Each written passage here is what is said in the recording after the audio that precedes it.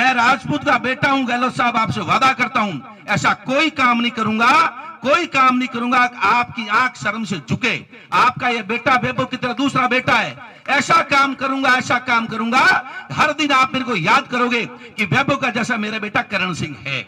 मैं लाडला 20 सालों हाव तपस्या तपरी हूं, और हम क्या मैं पार नहीं पड़े तो अशोक जी टिकट दे दियो, आगे कटे करण सिंह ने टिकट नहीं मिलने वालों है, और टिकट नहीं मिलियो तो मैं राजनीतिक रूप कंवारो मरूला, कंवारो मरियो तो थाने पाप लागेला, पाप कह रही। तो मैं इस मंच के माध्यम से गहलोत साहब स्वयं के सामने वादा करता हूं कि गहलोत साहब ने जहां पर जोधपुर को छोड़ा है, चाहे लोकसभा हो चाहे पूरे हिंदुस्तान में, मैं वादा करता हूं कि उस पूरी झंडी को जो जोधपुर का नाम अमर कर रखा है, कहीं न कहीं मैं उस झंडी को और ऊंची करने की कोशिश करूंगा, ये मैं वादा करता हूं।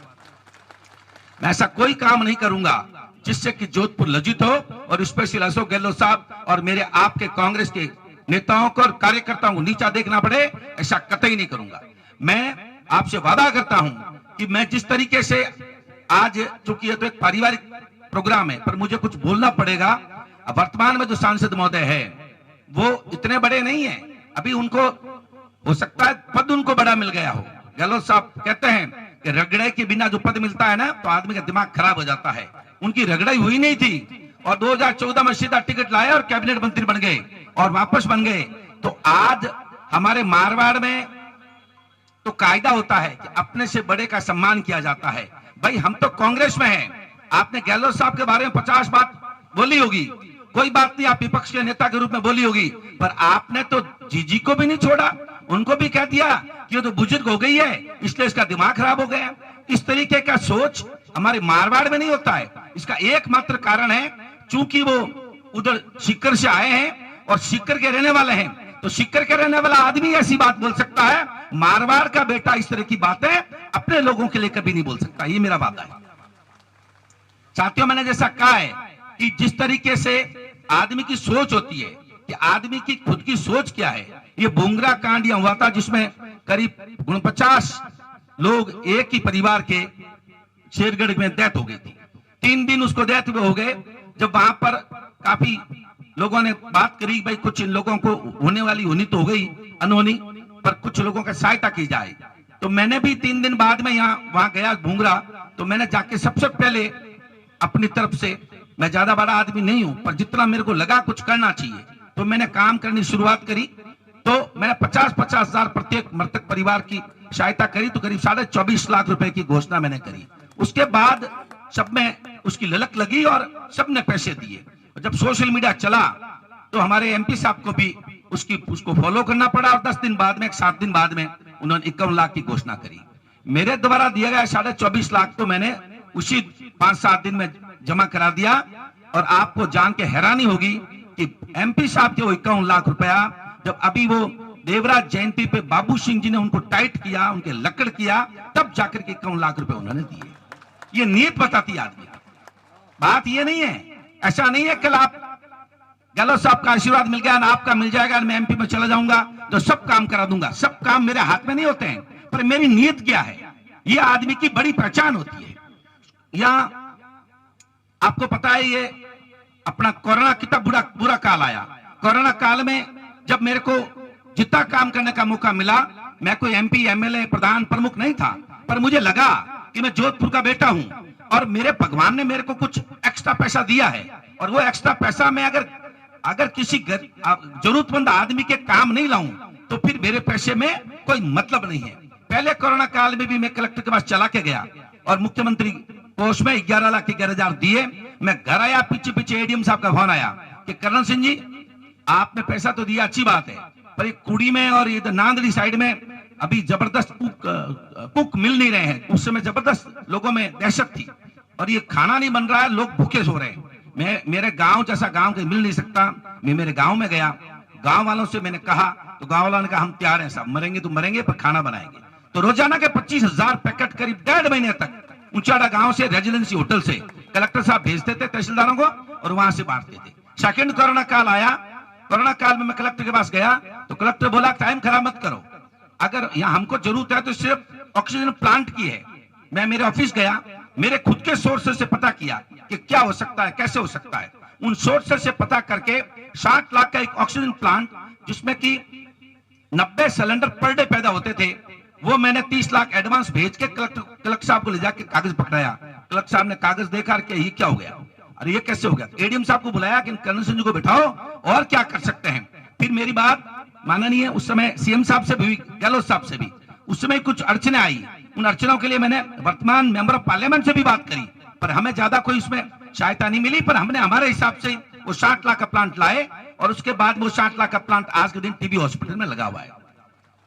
मेरा मकसद यह है कि आदमी की नीयत क्या है। आपको मेरे को टिकट तो पहली बार मिला है और जनता की सेवा करने का मौका आप जिताओगे तो मुझे पहली बार मिलेगा।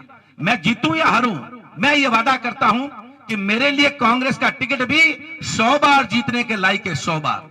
गहलोत साहब, आपने मेरे को जो टिकट दिया है उससे पहले का मामला और उसके आगे का मामला चेंज ही हो गया है।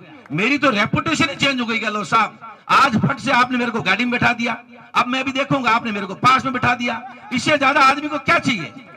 भगवान ने मेरे को सब दे दिया गहलोत साहब, सिर्फ टिकट बाकी था, वो भी आपने दे दिया है। मैं राजपूत का बेटा हूं गहलोत साहब, आपसे वादा करता हूं ऐसा कोई काम नहीं करूंगा, कोई काम नहीं करूंगा आपकी आंख शर्म से झुके। आपका ये बेटा वैभव की तरह दूसरा बेटा है, ऐसा काम करूंगा, ऐसा काम करूंगा हर दिन आप मेरे को याद करोगे कि वैभव का जैसा मेरा बेटा करण सिंह है।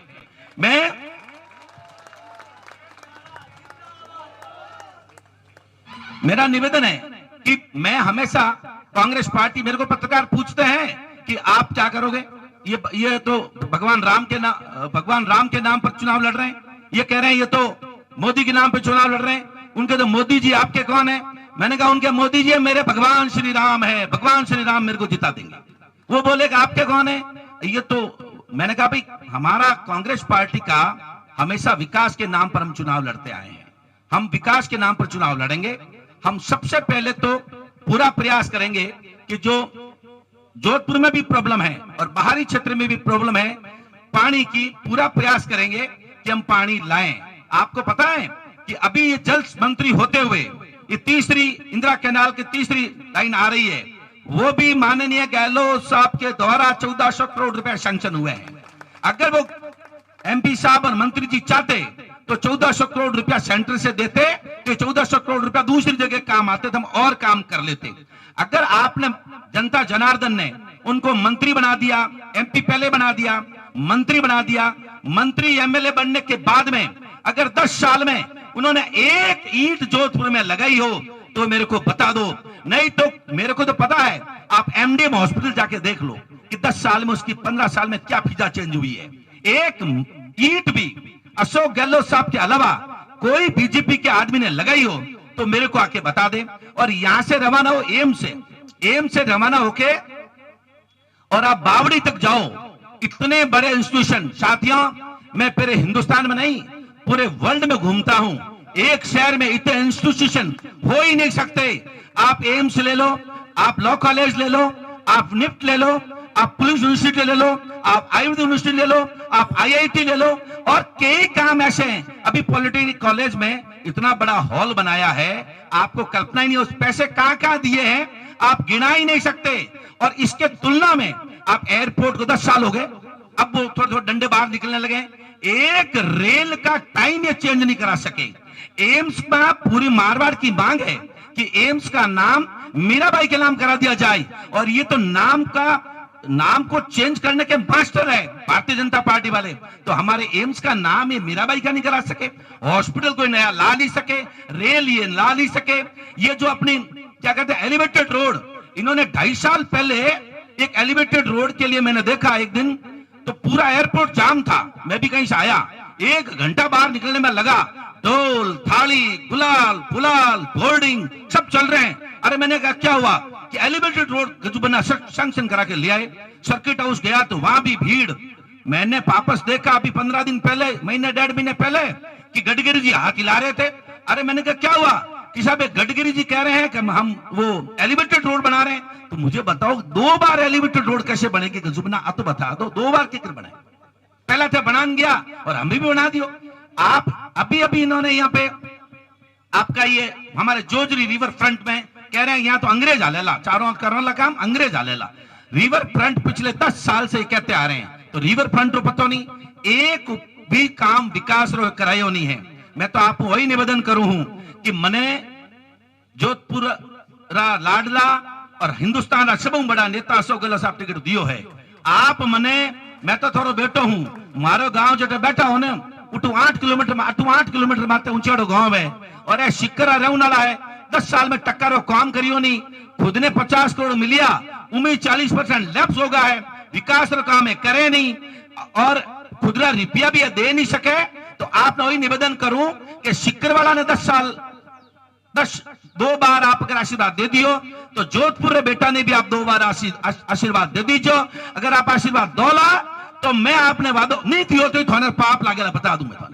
मैं लारला 20 सालों हाव तपस्या तपरी हूं और हम क्या मैंने पार नहीं पड़े तो अशोक जी टिकट दे दियो, आगे कटे करण सिंह ने टिकट नहीं मिलने वालों है और टिकट नहीं मिलियो तो मैं राजनीतिक रूप कंवारो मरूला, कंवारो मरियो तो थाने पाप लागेला। साफ कह रही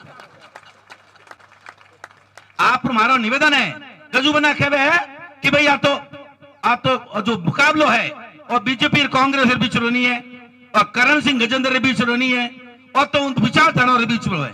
मैं भी कह रहे गजूबना ऐसी बात क्यों करो, आप तो बार बार रहू डालो, जब बेटी रो संबंध करना चाहो हाँ खानदान देखो भाई, जात कहीं पात कहीं रुपया केड़ा घर केड़ो तो देखो, पर अल्टीमेटली तो यार आप जमाई ने देख ने बेटी देवा। हाँ तो भाई बीजेपी रो तू जवाई है, कांग्रेस रो मैं जवाई हूं, लोग तो वोट जवाई ने देख दे, यूं मत करो।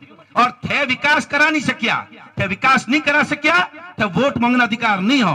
मैं कांग्रेस रा मेरा जो साथी आयोड आई हूं वादो करूं, अगर मने थे मौको दियो मैं थाने वादो करूं मंच हूं अशोक गहलोत साहब रे शामिल करूं, मैं मेंबर ऑफ पार्लियामेंट बन गो तो एक बूथ रे कार्यकर्ता ने 5 साल तक एहसास कराऊंगा कि मैं भी एमपी हूं, मैं भी एमपी हूं, मैं भी एमपी।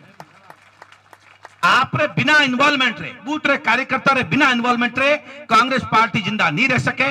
एक बार पुनः मारो निवेदन है, मैं आप रो बेटा हूं, 25-20 सालों में सामाजिक जीवन में हूं, मारो मकसद सामाजिक कार्य और ज्यादा करना है वो मैं व्यक्तिगत रूप नहीं कर पा रही हूं। अगर मने राजनीतिक रूप से सफलता मिली तो जो काम मैं करिया है वो काम ने और ज्यादा अच्छी तरह कर सकूंगा। इन वास्ते आप वादो करूं कि मने आप मौको दोला तो मैं आप रो नाम ऊंचो करूंगा और लोकसभा में मैंने आपकी आवाज बुलंद करूंगा। मैं साथ साथ इन एक बात और कहना चाहूं, एक संजीवनी बड़ो कांड भी है, करीब 1,40,000 लोगों प्रभावित है और उन 1,40,000 मायनू जगह जगह पेपर में आया है, करोड़ों रुपया खुद एमपी साहब रे और एमपी साहब रे फैमिली रे खुद रे खाता में गया है और कई बार बोल गया है अपना मुख्यमंत्री जी, पूर्व मुख्यमंत्री जी कि भाई ना आप जवाब दो, पर वे टसरा मस नहीं हो रहा है और टस मस नहीं वे और पूरी भारतीय जनता पार्टी जो कहवे मैं ईमानदार हूं और इतना बड़ा गरीबों रुपया खायोड़ा भी पांचों टिकट लेना आएगा है। निर्णय थाने करना है कि गरीब की सेवा करने वाला ने वोट देना है या संजीवनी में पैसा खाने वाला ने वोट देना है, निर्णय आप रो है। मने तो आप अगर वोट दोला तो मैं आप मान सम्मान में कमी नहीं रखूंगा। एक बार पुनः अशोक गहलोत साहब रो बहुत बहुत धन्यवाद।